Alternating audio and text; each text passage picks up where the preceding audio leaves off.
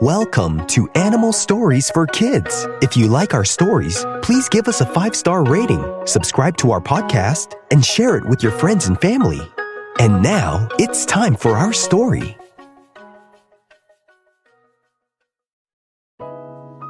Once upon a time, there was a Baya Weaver named Deepak.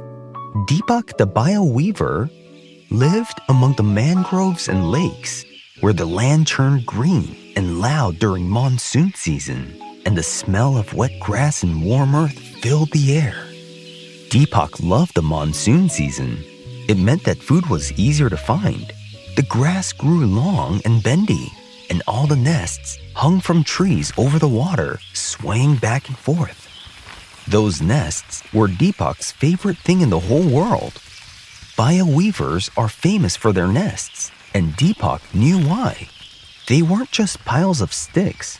They were carefully woven homes made from long strips of fresh grass, knotted and tucked together until they formed a strong hanging pouch with a twisty tunnel at the bottom. The nests dangled over the waters and rice fields, so snakes and other climbers had a harder time to reach them.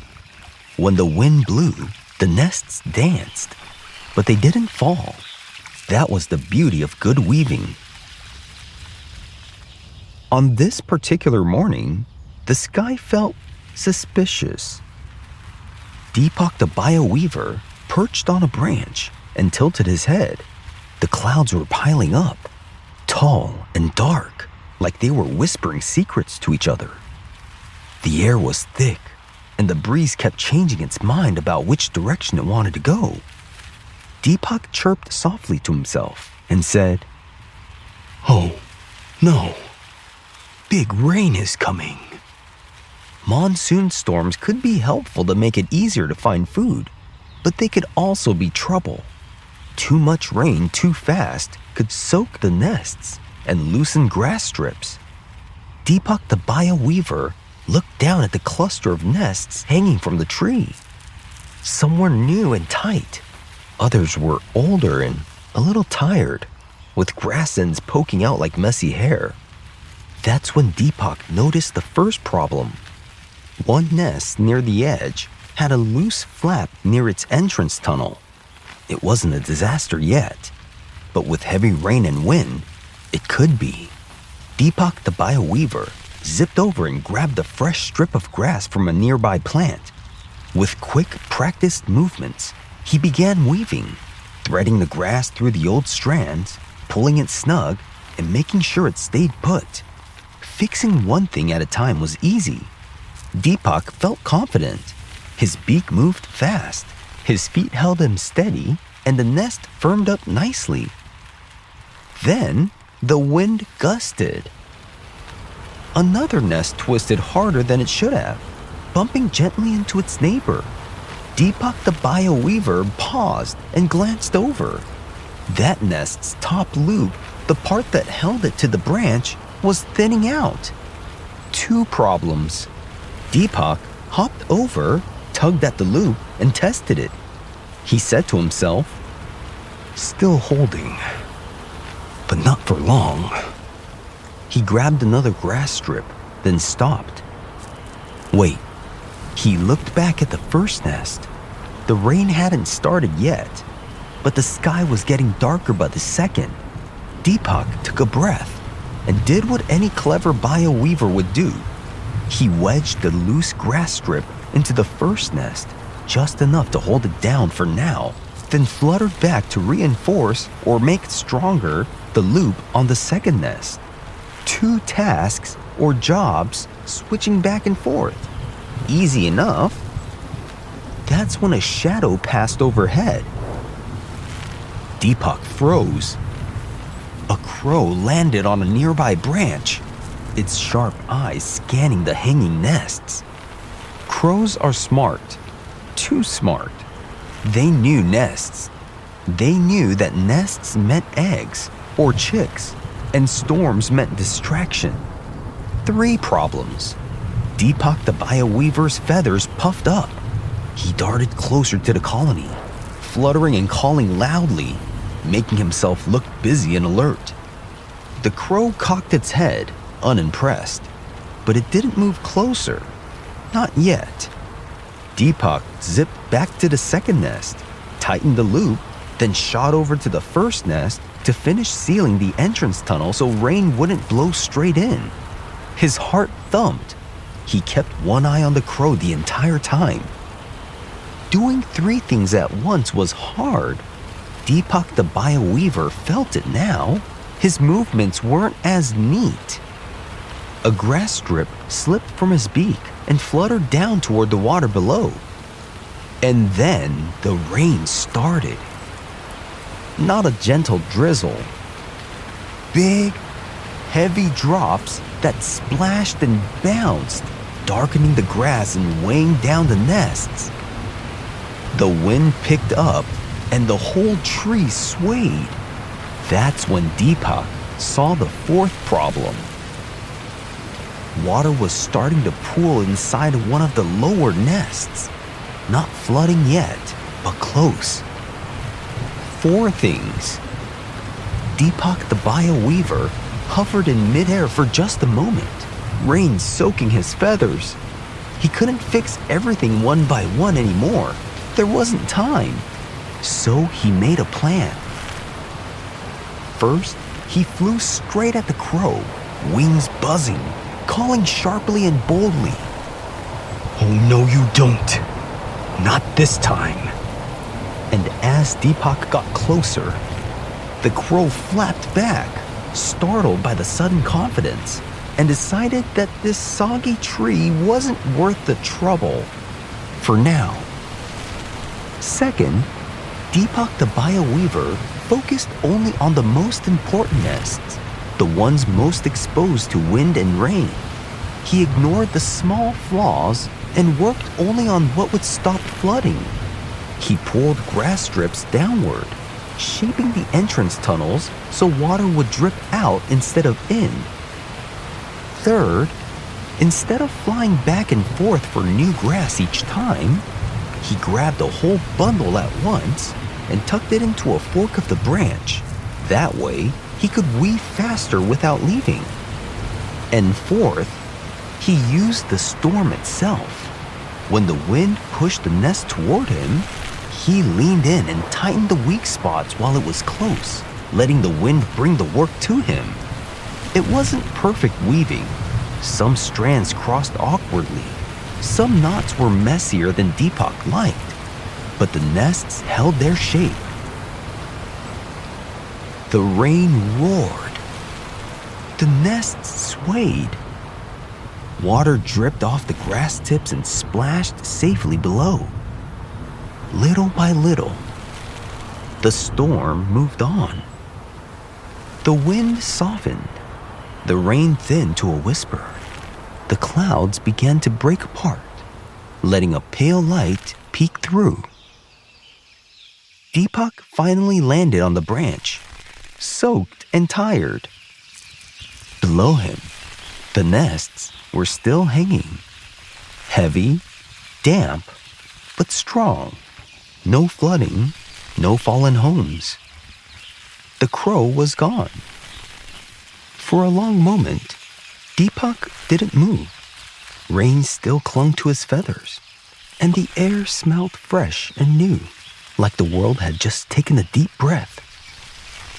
The nests swayed softly now, no longer fighting the wind, just rocking the way they always did, slow, patient, and steady.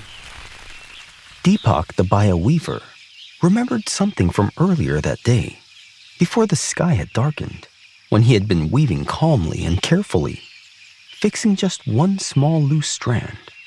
Back then, everything felt simple. One task, one strip of grass, one neat knot at a time.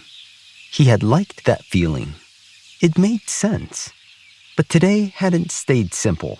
Today had asked him to stretch, to hurry, to choose what mattered most, and to trust that imperfect weaving could still be strong. He looked again at the nests. Every home still hung safely from the branch. Deepak fluffed his feathers and settled onto the branch beside them. As the last drops of rain fell away and the light warmed the tree, he felt something deeper than tiredness. He felt proud, not because everything was perfect, but because he hadn't given up when the day became heavy. He had learned that sometimes you can't do everything beautifully, but you can do enough. And sometimes, enough can be just right. And the Baya Weaver lived happily ever after.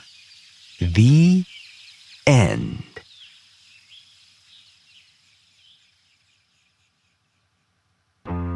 The Baya Weaver, or Plosius philippinus, is a type of weaver bird found in Southeast Asia and across the Indian subcontinent.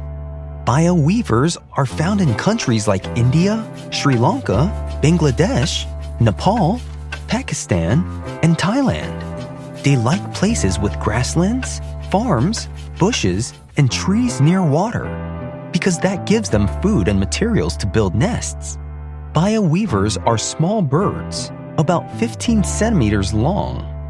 When it's not mating season, both male and females look brownish with streaks and a light belly. During mating season, the males are bright yellow on the head and chest. Baya weavers like to eat seeds from grass and crops like rice, wheat, millet, and more. They also like to eat tiny insects and spiders and sometimes very small frogs or snails, especially when they're feeding their chicks. Only the male Baya weavers build nests.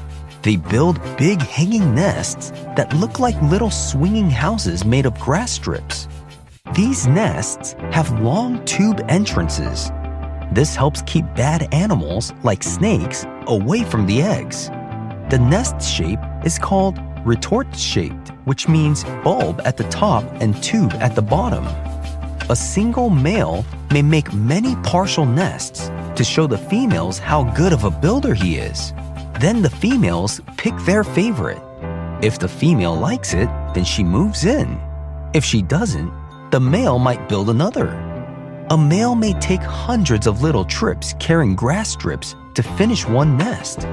After a female picks her nest, she lays 2 to 4 little eggs. The female stays on the eggs to keep them warm. After the chicks hatch, both parents may help feed them, and the chicks leave the nest after about 2 to 3 weeks. Baya weavers are very social. They live and travel in groups called flocks. Baya weaver flocks help protect each other and find food together. Sometimes so many nests are built so close together that it looks like a neighborhood in the trees. Baya weavers make a lot of chirp-chirp calls, especially the males during breeding season. Baya weavers mostly build nests during monsoon season or the rainy time because grass is easier to find and food is also easier to find. During heavy rains, they may move to other places with better food and shelter. The male Baya weavers often place nests on trees over water or near thorny branches to help protect eggs from snakes and other predators. Baya weavers use fresh green grass because it's bendier and less likely to snap while weaving. As the grass dries, it shrinks a little, which actually makes the nest tighter and stronger. A male Baya weaver may start a nest and abandon it halfway if the grass breaks or the shape feels wrong. Some nests are built just for practice and never used. The entrance tunnel helps rain drip out.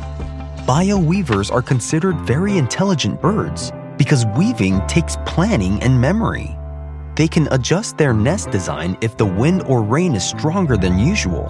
If a nest falls, they don't panic, they just start again. Baya weavers are fast, short-distance flyers, good for quick trips between the grass and nest.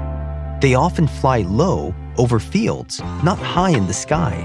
Their strong feet help them hang upside down while weaving. In many places, people enjoy watching their nests and see them as a sign of the rainy season. The term Baya originates from the Hindi Urdu word that means weaver and stems from an old Indic Sanskrit word, Vaya, which means one who weaves cloth. Have you seen a real-life Baya Weaver before? If you have, where did you see it? Thanks for listening to Animal Stories for Kids. If you like our stories, please give us a 5-star rating, subscribe to our podcast, and share it with your friends and family. Until next time, bye!